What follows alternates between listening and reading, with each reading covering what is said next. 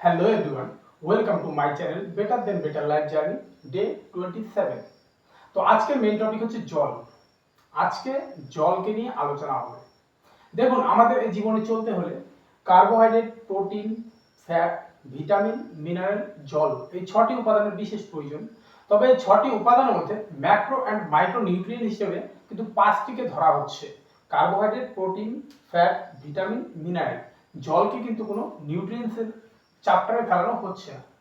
তো এখান থেকে দেখুন, আজকের এই সংসারে আমাদের চলতে গেলে যেরকম একটা পুরুষের একটা প্রতিষ্ঠিত পরিচয় আছে, সে কোনো একটা চাকরিজীবী, কোনো অফিসের কর্মচারী, শ্রমিক, কৃষক, লেবার বা যে কোনো কিছু একটা পরিচয় আছে।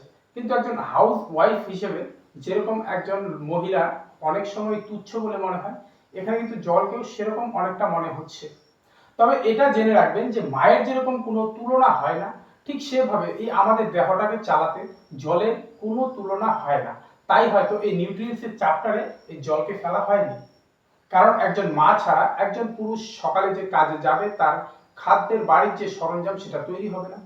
কাজ শেষে ক্লান্ত হয়ে যখন ফিরে আসবে, তখন এসে সংসারের মধ্যে যে সুখ শান্তিটাকে সে খুঁজবে, সেটা একজন মা ছাড়া কখনোই সম্ভব না। আপনি ভবিষ্যৎ প্রজন্মের জন্য যেরকম আপনার সন্তানদের লালন পালন করতে হবে, যাদের জন্য কিছু করছেন, আপনি যদি বাড়িতে থাকতেন, আপনার পরিবারে যদি বাড়িয়ালি না থাকতো, হাউস ওয়াইফ না থাকতো, তাহলে কিন্তু এই পরিবারের বাচ্চা কাচ্চা মানুষ করা সম্ভব হতো না। সেম ভাবে আমাদের এই দেহে জল এতটাই গুরুত্বপূর্ণ, যার তুলনাই হয় না। তো আজকে ডে 27 আমি জলকে রাখছি, কারণ ডে 28 এই এক মাস ধরে যা কিছু করলাম সেটার সাম আপ আমি আগামী কালকের ভিডিওতে আপনাদের দেব। সেই সঙ্গে জেনে রাখুন, 28 দিনের পর থেকে আমি আবার নতুন জার্নি শুরু করছি, আমার অন্ত্রপ্রিনিয়নের জার্নি, যেখানে 7 দিনের জার্নি থাকবে। আপনাদের আমার পাশে থাকার জন্য এখানেও অনুরোধ রইল। তো জলের বিষয়ে আগাচ্ছি। জল আমাদের শরীরে ব্লাড, কফ, ফ্লুইড, এনজাইম এসব বিভিন্ন সিস্টেম মিলিয়ে প্রায় 70 থেকে 75% এই জলের অবদান। আমাদের শরীরে যে কোষের উপস্থিতি, এই প্রতিটা কোষের ভিতরে আর বাইরে এই জলের উপস্থিতি। তো এর ভিতরে যে জল থাকে ইন্ট্রাসেলুলার, এবং বাইরে যে ফাঁকা জায়গাটা থাকে একটি কোষ থেকে আরেকটি কোষ, এর মাঝখানে যে ফাঁকা জায়গাগুলো থাকে, এগুলো হচ্ছে এক্সট্রা সেলুলার। এই দুদিকেরই জলের চাপকে ব্যালেন্স যখন থাকে, তখন আমাদের এই কোষটা, এই দেহটা কিন্তু খুব ভালো একটা পর্যায়ে থাকে। যখন দেখা যায় যে ভিতরে আপনার জলের কোনো ঘাটতি এসেছে, বাইরের জল চাপ দিচ্ছে, আপনার শরীরে সমস্যা আসবে। আবার সেম ভাবে বাইরের জল যদি কমে যায়, ভিতরের জল যদি বেড়ে যায় কোষে, তখনও কিন্তু আপনার শরীরে সমস্যা আসবে।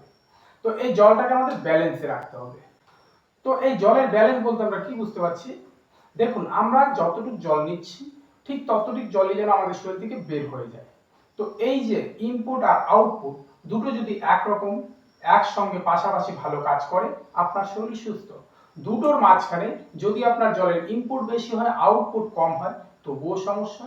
যদি আউটপুট বেশি হয়ে যাচ্ছে, ইনপুট কম হচ্ছে, তবুও সমস্যা। তো প্রথমে আসছি, আমাদের শরীর থেকে জলটা বের হয় কি করে। আপনার ইউরিনের মধ্য দিয়ে আপনার শরীর থেকে জল বের হয়। আপনার যে স্টুল বা ঘাম হয়, সেই ঘামের মধ্য দিয়ে আপনার শরীর থেকে জল বের হয়। আপনার যে কফ, সর্দি, কাশি আসছে, সেখানেও কিন্তু আপনার শরীরে জল জমা হয়ে শরীর থেকে বের হচ্ছে। আপনার কান্নার মধ্য দিয়ে আপনার জল বের হয়ে যাচ্ছে। সবচেয়ে বড় গল্প, আমরা যে প্রতিনিয়ত নিঃশ্বাসের আদান প্রদান করছি, এখানেও কিন্তু আমাদের শরীর থেকে জল বেরিয়ে যাচ্ছে। এবার আমাদের শরীরে জল আসছে কি করে? জল আসার মেইন রাস্তা হচ্ছে, আমরা বাইরে থেকে সরাসরি জলকে গ্রহণ করছি। তার সঙ্গে আমরা যে কোনো খাদ্য নিচ্ছি, খাদ্যের ভেতরে জল কিন্তু লুকিয়ে থাকে।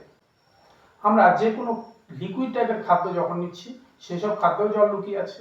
প্লাস আমাদের দেহের যে মেটাবলিক সিস্টেম কাজ করছে, এই সিস্টেম যখন কাজ করে, এই কাজ করার থেকেও কিন্তু আমাদের শরীরে একরকম জল উৎপন্ন হয়।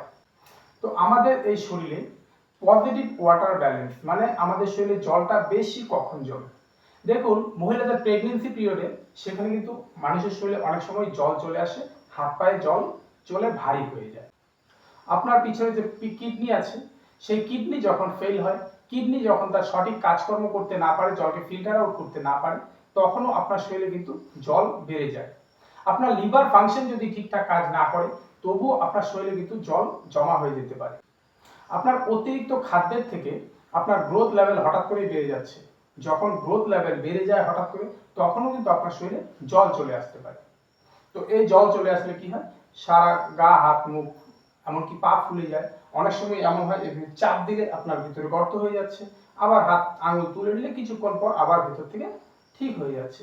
তো এই জলটা যখন বেশি হয় এই ধরনের সমস্যাগুলো কিন্তু আমাদের শরীরে চলে আসে। এবার এই জল আমাদের শরীরে কম কখন হয়ে যায়? হঠাৎ করেই আপনার যে কোনো খাদ্যের উল্টাপাল্টায় 19-20 হয়ে গেছে ডায়রিয়া, ডায়রিয়ার সঙ্গে প্রচন্ড পরিমাণ জল চলে যাচ্ছে, আপনার লুজ স্টুল থেকে জল চলে যাচ্ছে, হঠাৎ করে আপনার বমিটিং হচ্ছে, প্রচন্ড বমিটিং এর মধ্য দিয়ে শরীর থেকে অনেক জল বেরিয়ে গেছে, আপনি যখন অত্যাধিক গরমে আছেন আপনার প্রচন্ড শরীর ঘামছে, আপনার এই ঘামের মধ্য দিয়ে কিন্তু আপনার শরীরে জল বেরিয়ে যাচ্ছে, আপনার শরীরে হঠাৎ করে আগুনে কোনো জায়গায় বার্ন হয়ে গেছে, পুড়ে গেছে, সেখান থেকেও কিন্তু আপনার কোষ ড্যামেজ হয়ে সেখানে জলের ঘাটতি চলে আসছে। তো জলের আমরা ইনপুট আউটপুট, বেশি জল কম জল, শরীরে জল কি করে আসছে কি করে বের হচ্ছে এটা জানলাম। এবার কেন আমরা এই জলকে শরীরে ব্যালেন্স করব সেই প্রসঙ্গে চলে আসছি। কারণ কি জানেন, আপনার শরীরে প্রতিটা নিউট্রিয়েন্টের চলাফেরার জন্য এই জল কিন্তু সবচেয়ে বেশি গুরুত্বপূর্ণ কার্যকরী। এই জল ছাড়া আপনার শরীরের কোনো এক জায়গা থেকে আরেক জায়গায় কোনো কিছু ট্রান্সপোর্ট করা সম্ভব হবে না, তাই জলের বিশেষ প্রয়োজন। এরপর কি আছে, আপনার শরীরে রক্ত আছে, আপনার শরীরে রক্ত সারা শরীরে যখন চলাচল করে এই রক্তের মধ্য দিয়ে হিমোগ্লোবিন সারা শরীরে চলাফেরা করে। এই রক্তের মধ্যে হিমোগ্লোবিন কিন্তু আমাদের অক্সিজেনকে সারা শরীরের প্রতিটা কোষে কোষে বহন করে নিয়ে যায়। সেটা কার মধ্য দিয়ে হয়? এই রক্ত জলের মধ্য দিয়ে হচ্ছে। তার সঙ্গে আপনার সারা শরীরে খাদ্য যখন হজম হচ্ছে, প্রতিটা খাদ্যের মধ্যে কিন্তু কার্বন ডাই অক্সাইড থাকে। তো সেই কার্বন ডাই অক্সাইড যখন আপনার শরীরে পুরো শরীরে ভরে যায়, এই জলের মধ্যে হিমোগ্লোবিন সারা শরীরে যখন অক্সিজেনকে পৌঁছায়, তার সঙ্গে কার্বন ডাই অক্সাইডকেও শরীর থেকে এনে আপনার লাংসে এনে নাক দিয়ে বের করে দিচ্ছে। কার মাধ্যমে হচ্ছে? জল। আপনি যে কোনো খাবার খাচ্ছেন, এই খাওয়াটা যে হজম হচ্ছে, ডাইজেস্টিভ সিস্টেমটা কাজ করছে, এখানেও কিন্তু জল যদি না থাকতো আপনার মুখের ভিতরে যে স্যালাইভা আছে এখান থেকে শুরু করে আপনার টোটাল বডির ভেতরে ভেতরে ভেতরে ভেতরে যে মিউকাস মেমব্রেন বাস করছে, এর মধ্য দিয়ে খাওয়ার এক জায়গা থেকে আরেক জায়গায় যাচ্ছে, হজম হচ্ছে, পায়খানা হয়ে বের হয়ে যাচ্ছে। তো এর মাঝখানে এই পিচ্ছিল উপাদানটার জন্য জল কিন্তু এখানে খুবই গুরুত্বপূর্ণ। আমাদের শরীরের চলাফেরার জন্য যে হরমোন কাজ করে, এই হরমোন কিন্তু এক জায়গা থেকে আরেক জায়গায় স্থানান্তরিত হয়। আমাদের মেন্টাল স্ট্রেস, আমাদের পুরো শরীরের ফিজিক্যাল অ্যাক্টিভিটি, এগুলো কিন্তু হচ্ছে জলের মাধ্যমে। আমাদের শরীরে বিভিন্ন জায়গায় যে লুব্রিকেশন মানে পিচ্ছিল বস্তুগুলো বাস করছে, যেমন যে খাদ্যকে নিয়ে যাওয়া বললাম, তার সঙ্গে আমাদের প্রতিটা জয়েন্টের মাঝখানে লুব্রিকেশন যে জয়েন্টগুলো আছে, এখানে কি হচ্ছে? জলের বিশেষ গুরুত্বপূর্ণ অবদান কিন্তু রয়েছে। জল যদি আমাদের শরীরে সঠিক না থাকে, আমাদের শরীরে যে টেম্পারেচার এটা কিন্তু হঠাৎ বেড়ে যাবে, আবার হঠাৎ কমে যাবে। এই জল আমাদের পুরো শরীরের টেম্পারেচারকে মেনটেন করে। কি করে? দেখুন, প্রচন্ড গরমে কি হচ্ছে, আপনার শরীর কিন্তু জলকে বের করছে, কোষের মধ্য দিয়ে যখন জল বাইরে বের হচ্ছে, এই জলটা বাষ্পীভূত হওয়ার জন্য এখানে কিন্তু একটা উত্তাপের প্রয়োজন। সেই উত্তাপ ধীরে ধীরে আপনার শরীরই বের করে দিচ্ছে, যার জন্য জলটা বাষ্পীভূত হয়ে বাইরে মিলিয়ে যাচ্ছে। তো এখানে গরমের দিনে আপনার শরীরের ভিতর থেকে যে ঘাম বের হয়, সেখানে কিন্তু আপনার শরীর ঠান্ডা থাকে, এবং শীতের দিনে আমাদের শরীর কিন্তু ঘামে না, এখানে ভিতরে ভিতরে জলটা থাকে, আর আমাদের শরীরের টেম্পারেচারটা এটা কিন্তু একটা লেভেলে থাকে।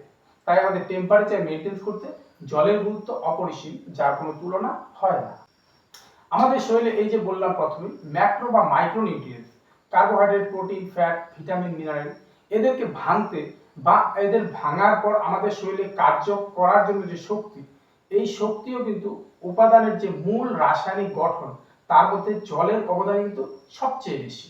জল যদি না থাকতো, এই মাইক্রোনিউট্রিয়েন্ট বা ম্যাক্রোনিউট্রিয়েন্ট গুলো ভাঙতো না, আমাদের শরীরে কাজ করার যে শক্তির যোগান সেটাও কিন্তু দিতে পারতো না। তো সব শেষে বলা যায় যে আমাদের এই পুরো শরীরকে ডিটক্সিফিকেশন করার জন্য জলের অবদান অপরিসীম। তো এবার আমরা একটু জেনে নিচ্ছি আমাদের শরীরে এই জলের ব্যালেন্স, ওয়াটার ব্যালেন্সটাকে মেনটেন করার জন্য কে কিভাবে হেল্প করছে। দেখুন, আমাদের শরীরে আছে, মাথায় আছে পিটুইটারি গ্ল্যান্ড। এই পিটুইটারি গ্ল্যান্ড থেকে আমাদের এডিএইচ হরমোন নির্গত হয়। এডিএইচ অ্যান্টি ডায়াবেটিক হরমোন বা ভেসোপ্রেসিন।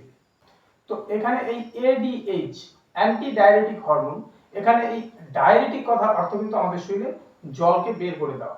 তো এখানে অ্যান্টি ডায়াবেটিক মানে এখানে জলকে বের হওয়ার জন্য এখানে কিন্তু একটা বাধার সৃষ্টি করে এই এডিএইচ হরমোন।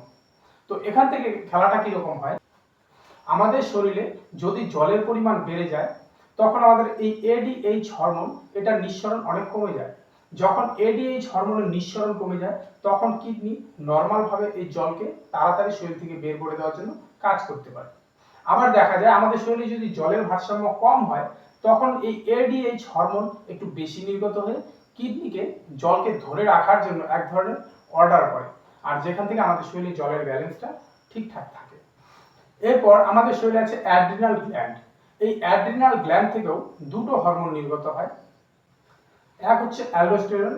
এই অ্যালডোস্টেরন হরমোন আমাদের শরীরে যখন জলের পরিমাণ অনেক বেড়ে যায়, তো আমাদের শরীরে যখন জলের পরিমাণ কমে যায় তখন এই অ্যালডোস্টেরন প্লাস হয়ে কিন্তু আমাদের শরীরে জলের ভারসাম্যকে বজায় রাখার জন্য কাজ করে। অ্যাড্রালিন হরমোন। এই অ্যাড্রালিন হরমোন আমাদের শরীরে মূত্রকে কিন্তু উৎপাদন, যখন আমাদের শরীরে জলের পরিমাণ বেড়ে যায় তখন এই অ্যাড্রালিন কম আসে, আর যখন জলের পরিমাণ কমে যায় তখন এই অ্যাড্রালিন হরমোন কিন্তু বেড়ে আসে। এইভাবে আমাদের শরীরে কিন্তু জলের ব্যালেন্সটাকে এরা ধরে রাখতে খুব ভালো সাহায্য করে। এই যে অ্যাড্রালিন হরমোন এটা কিন্তু আমাদের শরীরে একমাত্র যখন অতিরিক্ত স্ট্রেস, টেনশন বা হঠাৎ করে আপনি চমকে গেছেন, ভয় পেয়ে গেছেন, এই সব সময় এটা নির্গত হয়ে এর কাজটাকে করে। আমাদের শরীরে থাইরয়েড গ্ল্যান্ড। এই থাইরয়েড গ্ল্যান্ডই একমাত্র এমন যে আমাদের শরীরে ইউরিনের প্রোডাকশনকে বাড়িয়ে তোলে। তো এই ইউরিনের প্রোডাকশনকে বাড়িয়ে তোলে, যার যখন শরীরে এই জলের পরিমাণ বেড়ে যায় তখন আমাদের শরীরে থাইরক্সিনের পরিমাণ বেড়ে যায়। আবার যখন আমাদের শরীরে জলের পরিমাণ কমে যায় তখন কিন্তু এই থাইরক্সিনের পরিমাণও কমে যায়। তো এই মোটামুটি আমাদের জলের বিবরণ একটা গেল। সঙ্গে আমাদের অটোনমাস নার্ভাস সিস্টেমে যুক্ত হাইপোথ্যালামাস এবং এর সঙ্গে ভ্যাসোমোটর নার্ভ। এই হাইপোথ্যালামাস এবং ভ্যাসোমোটর নার্ভ আমাদের শরীরের জলের তৃষ্ণা কেন্দ্র। এই কেন্দ্রে একসঙ্গে থেকে আমাদের এই শরীরে কখন জল লাগবে, কখন জলকে বের করতে হবে সেই সিদ্ধান্ত কিন্তু এই তৃষ্ণা কেন্দ্র থেকে নিয়ে থাকে এরা। তো এই জলের উপাদান আমাদের শরীরে এক কথায় অপরিহার্য, এটাকে বলে শেষ করা যাবে না। তো সেখান থেকে দাঁড়িয়ে জল খুবই গুরুত্বপূর্ণ। জলকে রোজ আপনি অল্প অল্প করে সারাদিন নিতে থাকুন। অতিরিক্ত জল আমাদের জন্য ক্ষতিকারক, আবার কম জলও আমাদের জন্য ক্ষতিকারক। এই ব্যালেন্সটাকে মেনটেন করার জন্য একজন পুষ্টিবিদের পরামর্শে অবশ্যই আপনি থাকুন। তো আপনার দিন খুব শুভ হোক। তো এই ভিডিওটা থেকে যদি আপনার কোনো কিছু তথ্য কাজে আসে তাহলে আমার এই ভিডিওটা বানানো সার্থক হবে। যদি ভিডিওটিতে মনে হয় যে না, মূল্যবান তথ্য দু একটা আছে, প্লিজ একটি লাইক, কমেন্ট, শেয়ার আর সাবস্ক্রাইব হচ্ছে ভবিষ্যৎ প্রজন্মের জন্য। তো আগামী দিনগুলোতে এভাবেই আমার পাশে থাকবেন এই আশা রেখে আজকে বিদায় জানাচ্ছি। টাটা।